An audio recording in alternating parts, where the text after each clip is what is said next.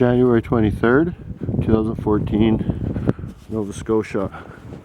Got ourselves a bit of snow and, fortunately enough, a snowblower. Looks like a 10 horsepower, 29-inch wide Craftsman.